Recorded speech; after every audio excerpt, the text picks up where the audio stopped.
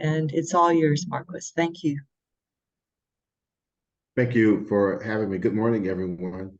It's good to see you so bright and early.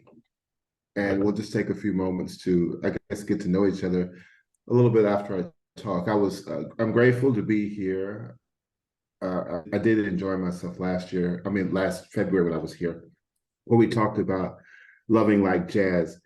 This is pretty much a continuation of the Love Like Jazz conversation. It tends to be where I'm picking up these days. Obviously, the title, if you've read it, Zooming Out is the pathway inward. I tend to use paradox a lot to raise certain points of awareness about who we are and how we become in this world. And as of late, with a lot of my students and clients, coaching clients, I use this term zooming out as a way to help each of us build a perspective on what's actually happening in the world.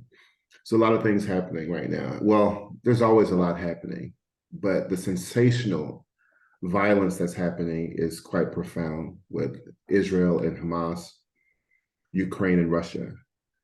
So much of the factions and fights that we have happening here in the country or in the West and abroad, one may wonder, how do we get it all back together? How do we find our path to peace? And if peace is even an option right now? These are questions I find myself asking almost every day. And so then there's centering prayer, the moment of meditation, contemplation, where we attempt to center ourselves. And often, in my experience, when I think about the pathway inward, I can imagine, where am I going? Am I going inside of myself? And where is my mind? Where is my spirit? Is it inside me? Is it around me? Where is the central location of a man's heart, or a human's heart, a human's mind, a human soul? Is it in my arm, in my head? Is it in my torso, in my leg, in my knee? Or is it beyond my body? Does my spirit contain my body? Or does my body contain my spirit? Or is it just a blend of both? What I'd invite you to do is ask yourself, is the journey inward and a journey inward into the mind of God, into the mind of the universe, into the mind of the whole intelligent life force? I theorize that the journey inward is actually a journey into God. In that perspective, things get larger than they get smaller. Oftentimes when I'm talking to different people and they go inside, and even in the silence, we're looking for something, maybe a voice from God, a spiritual direction, a holy moment that can help remind us, help us remember something that brings us to peace, or it brings us to stability. It anchors us. But here, zooming out broadens the perspective. We have blind spots, and blind spots are not things that we miss necessarily because we don't see them. Blind spots are places where the vision is absent. It's not a malfunction. The way we are wired biologically, there's only so much we can see. And then because there are spots in our vision that are limited. And so we zoom out and it increases the periphery. And if we get caught in the minutia, I call it the minutia of life, the actual experiences, then what we find ourselves focusing on events like a war in Ukraine or Israel. We find ourselves focusing on the factions and divisions that happen in our country and our culture. And these things can appear to be very large and overwhelming. I believe that our experiences are always smaller than our life. Each experience we have is but a small component of this large, vast expanse of life that we call ourselves. Sometimes we can only identify this through our name. I'm Marquis, and I remember sitting years ago in an activist meeting, and we were introducing ourselves to each other. And so we were supposed to tell each other something about ourselves. And so in that moment, oh yeah, it was kind of funny. Sister Deborah said, "I'm a museum," but I'm not. Maybe I am. Uh, uh, where people watch and look and spectate. Sometimes I feel like people are spectating and looking and even judging. But as a father and a lover, and so when I introduced myself, I said, I am Marquis Hunt, and I'm a father, and sometimes I'm not. At the time, I was a husband. And I said, I'm a husband, and sometimes I'm not. I'm a brother, and sometimes I'm not. As we go on, we realize that we are playing all these roles. And oftentimes, depending on the relationship, we have a tendency to require or to hold people hostage to, or hold each other hostage to a certain version, a certain demonstration of who we are, the one that we find favorable, whether it's our parent, our child, teacher, our leader, our friend. We have these very scripted roles for how they should behave, how they should respond to who we are, to our energy. And it's difficult sometimes to get out of that. So we journey in to get better perspective or get broader perspectives on how much more we can see. There's a sacred text where Jesus is credited saying, to him who has, it will be given, to him who has not, it will be taken. My perspective on that is the more you see, the more you see, and the less you see, the less you see. I had an experience like this several years ago. I was in Southern California at the Riverside Hotel, the Mission Inn. I was in Riverside, but it was at the Mission Inn, which I didn't know at the time. I was pretty new to traveling abroad or far from my home. And they had me staying at the Mission Inn, which was a pretty famous hotel at the time. Pretty luxury. I was hungry. I wanted to eat. I was glad they had the restaurant inside, but I didn't have reservations. I had just arrived. I was hungry, and I went to the maitre d' and asked if I could sit, and they told me that there were no seats. All the reservations had been taken. She invited me to wait if I wanted to see if someone didn't show, and I did. About 20 minutes later, they came and got me and took me to an upstairs dining hall. It's like a balcony, so I could look over and see the plethora of guests that were there. And from that, I began to hear these words. I want to see as you see. I want to hear as you hear. I want to be as you be. I want to transcend within, beyond time to reality. Sitting alone one day in the riverside, I looked to see what I could see that couldn't hide. Many faces and conversations, traveling thoughts from several persuasions. It's as though they were asking, what is the meaning of life as we know it? If it's an Epicurean adventure beyond consequence, we blow it. But not if the pleasure can move us to beauty and we transcend within, beyond time to reality. Now, these are things I see while alone, looking through others to find my way home. But the reason I see by chance is a blessing. I was placed in position because another was missing. But this juxtaposition was not just happenstance grace, for while the other is missing, it doesn't mean out of place. And so from that moment, I was able to go inside and see something a bit more than what I had imagined at first. But I was invited to contemplate all of the myriad of people around me. Obviously, I didn't know what they were thinking. I didn't know what they were saying, what they were feeling, but I was totally enthralled just watching people. I'm a people watcher. And so as I journey in, I begin to ask myself, like, what is the meaning of life? And this is part of this conversation that introduces us this talk as a distinguishing between personal truths and universal truths. And so I asked the question, what's the meaning of life? Why am I here? Am I here as an obstruction to you? Am I an obstruction to you being you? Do I offer my life? Am I pervasive? Can I not see who you are?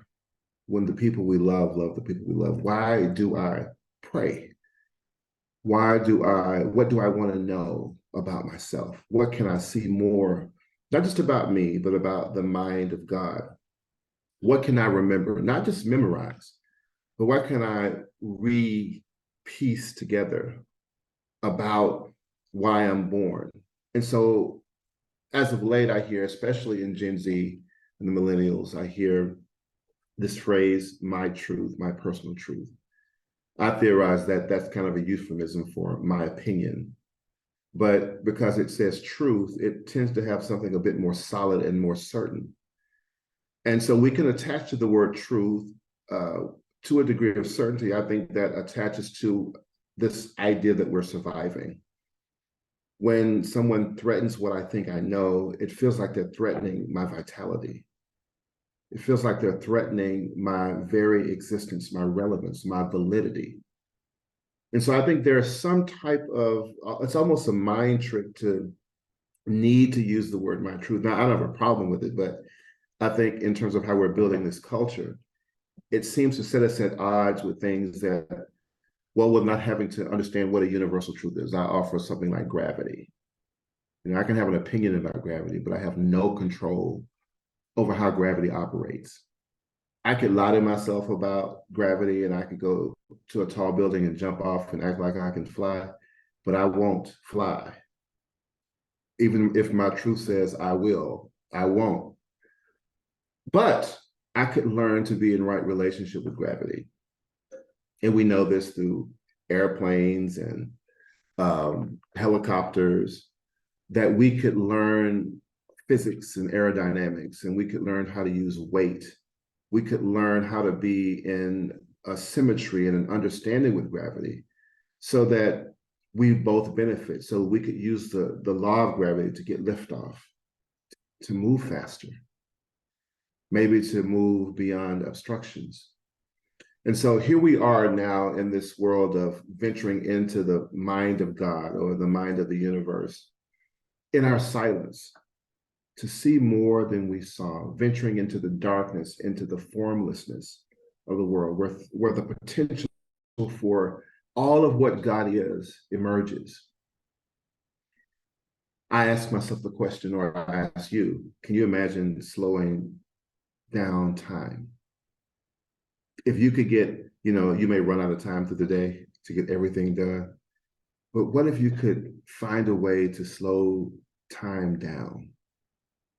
Or maybe to speed yourself up so that the pressure to perform or to produce or to win or to sustain yourself is not a threatened concept.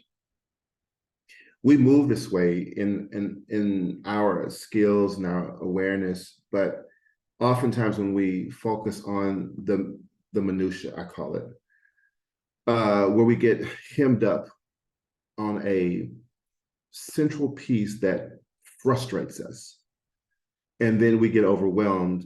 I liken it to like an infant when they learn to walk. Can you imagine, they're constantly falling because they haven't learned how to use their legs. They're focusing on the floor, trying to find out where it is to make sure they touch it right. And then eventually, obviously they don't want to fall because it hurts. And then it's embarrassing to the degree that an infant might know what's embarrassing, or they may cry. But eventually they learn, we all learn how to walk in a way that we don't think about it anymore. We just pick up our feet and just move all across the world. That we jog and we run, we slide, we dance, we skate. We just get really advanced at this concept. And before you know it, we're not even thinking about it. We have integrated this whole movement so much to the point where we have expanded our ability to move and to be in the world. And this happens also when I say love like jazz, I'm thinking about the music and the unit of measurement that's on a staff, a measure with 4 beats or 5 beats. I'm a saxophonist, and so when I read music, I read one note sequentially, one note at a time, and I could read a whole note in that measure. It could be 64 beats a minute or 128 beats a minute. But I'm a professional now, so I can play a lot more efficiently than I did when I was a 6th grader. The things I thought about as a 6th grader, I don't even think about it anymore. not when I have this instrument in my hand. And we all have something that teaches us how to expand our framework of consciousness. I believe that as we center ourselves, we learn how to, we build a different muscle. The centering is not a muscle of music. It's a muscle of creativity and divinity. It's an organism of formlessness. But even as a musician, a piano player, for instance, they have to read maybe 8 different notes to my one note at the same time. Same human eyes, well, their eyes, but it's the same apparatus, but they train themselves to see more in the same amount of time. And then when they become virtuosos, they become much more proficient. And not only when I might have to see 64 notes in a measure, the piano player may have to see 350 notes in a measure, all in the same amount of time. So when we zoom out, it's like this capacity that the universe has given us, this ability to develop when we want it, to go in and to learn to see more of what God is. And when that quality increases, the need for consumption, the consumption of quantity diminishes. We don't need as much when we improve in the quality of who we are.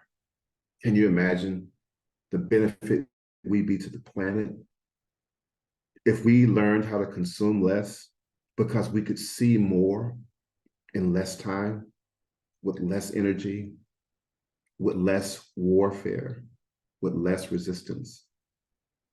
I enjoy not just having to get a central moment or a special moment to be in the formlessness or to be in the silence. I appreciate learning as a musician that the silence is always where I am. There is no path to here. I need not journey anywhere physiologically to be where I am. And the fullness of the universe and the spiritual flow of love is constantly with me.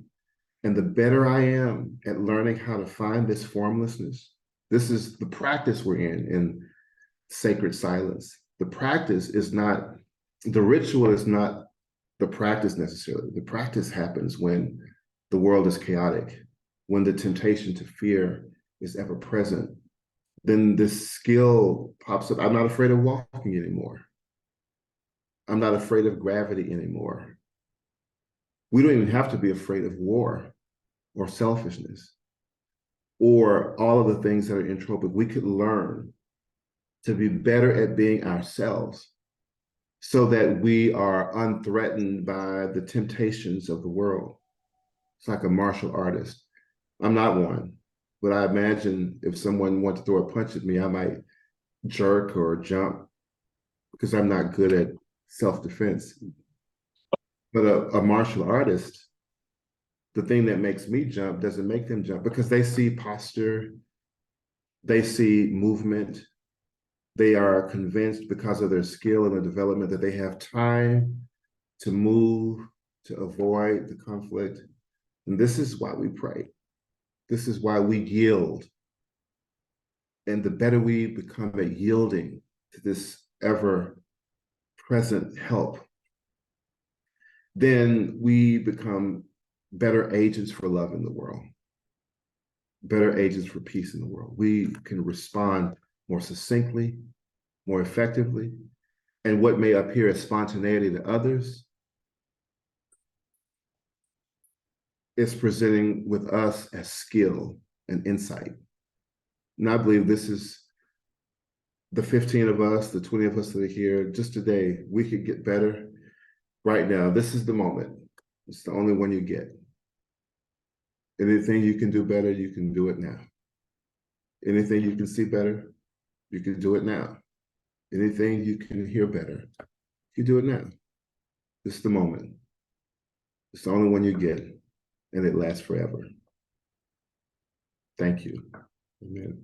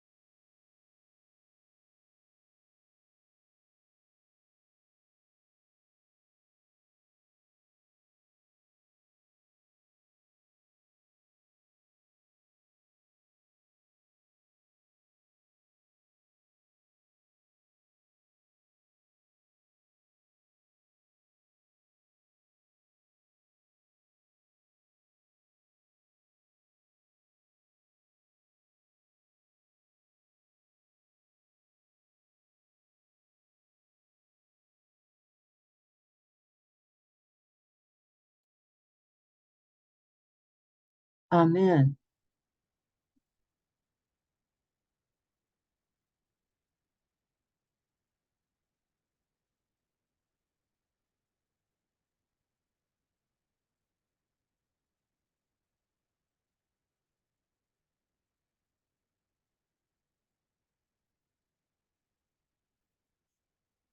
We have about 15 minutes, and so I'll turn it back over to Marquis to respond to any questions or reflections or comments that anyone would like to share. You can just raise your hand if you know how to do that with the little virtual hand, that's fine, or you can just wave at us and if you have your camera on, we'll see you.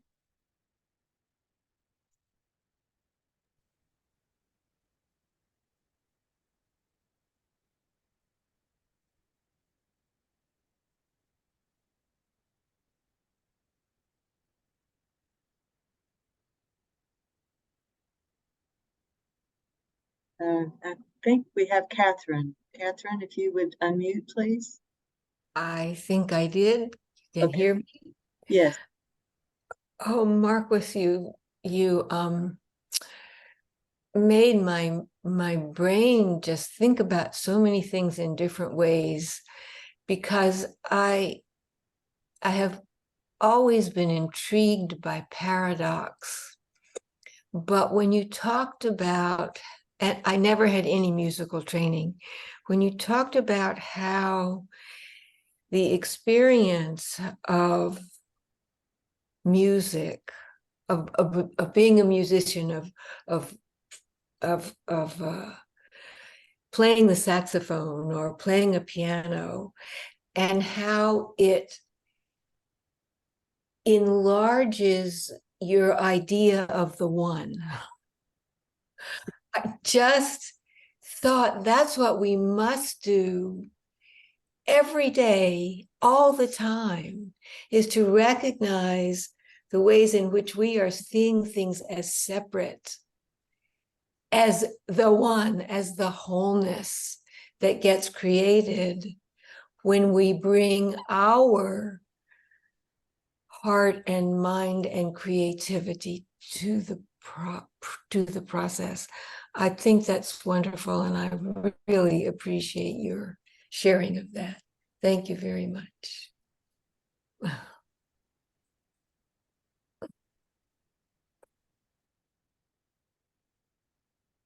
Nancy, I think you had your hand.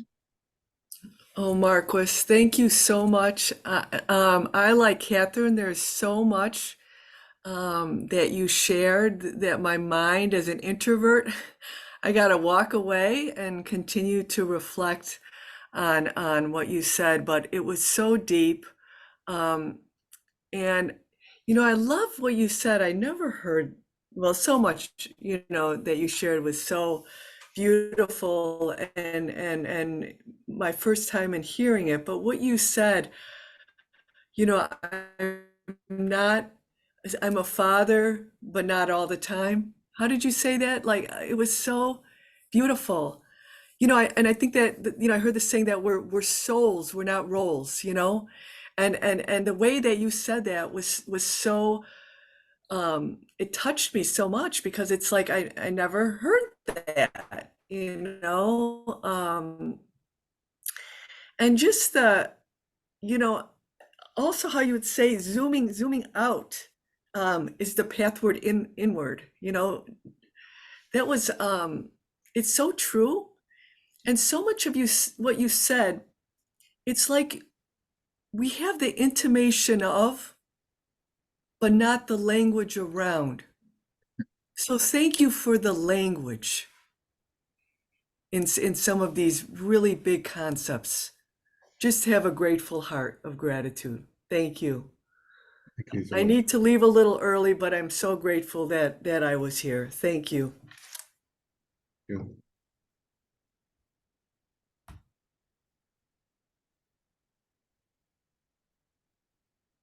Well, I've enjoyed being with you all, and I appreciate the remarks. It was, I'm a father, and sometimes I'm not. I'm a brother, and sometimes I'm not. That comes in really handy when your children want the father to show up, and you have to be another role. I'm not your daddy right now, but it's the interplay. I'm writing actually about this concept. I didn't start writing about this until I started presenting this talk, and Sister Deborah said that I was going to need 3 hours when I sent her the synopsis. And so I just began to write out and to elaborate a little bit more. So maybe by the beginning of the year, we'll have a lot more text for you all to get into this conversation, into the paradox of how to use the language. And language is important. And for me, being a musician has helped me be a lot more malleable with how I use language. One of the things I do say in terms of personal truth and universal truth is I encourage people to not depend on others to tell them the truth, but to be with people and recognize that whatever we're doing and saying it tells us something true about who we are. We seldom, some of us don't ever get the words right, but we are still there, and the pattern tells us something about each other, and then we respond to that. Then I encourage people to respond to what's true rather than react to just what you're experiencing.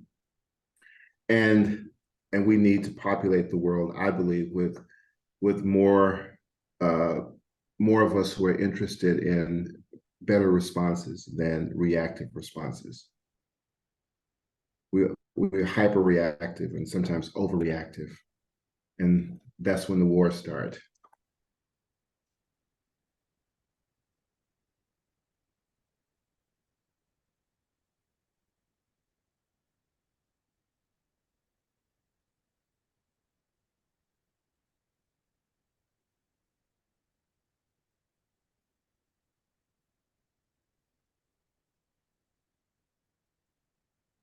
Sister Deborah, I think the room is silent.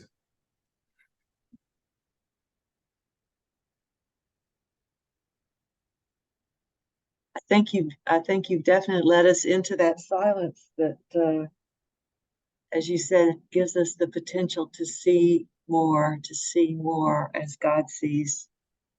It was kind of a stunning moment for me. Many stunning moments, you might say, that with what you were sharing kind of, I say, drove me into the desire for deeper silence. So thank you so much. And I thank each person for joining us. Your presence also enriches us and supports each of us in our path and on our journey. So grateful to each one, grateful to you, Marquis.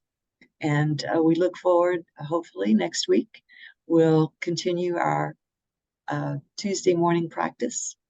And I believe Debbie will be leading us next week. So once again, thank you all. Special thanks to Marquis.